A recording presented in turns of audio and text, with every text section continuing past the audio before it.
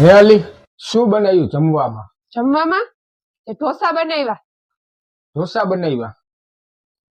તો એક કામ કર, ઢોસા આપણે ઘરના નથી ખાવા, બારે જમી આવશું.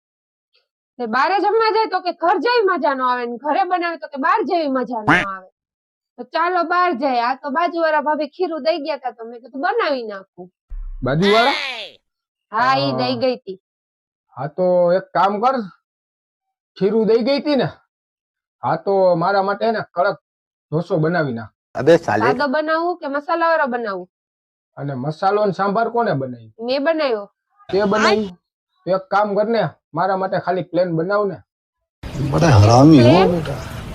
અરે એમાં એવું છે કે અત્યારે બહુ ઈચ્છા નથી ઢોસા ખાવાની, એટલે મેં કીધું તું પ્લેન બનાવી નાખ, અને 4-5 ઢોસા હે ને એ ભાભી માટે બનાવી નાખજે, તો હું એને હે ને આપી આવીશ. હો, કેમ, શું લેવા? એને ખાલી ખીરું જ આપ્યું તું, બીજી મહેનત મેં કરી છે.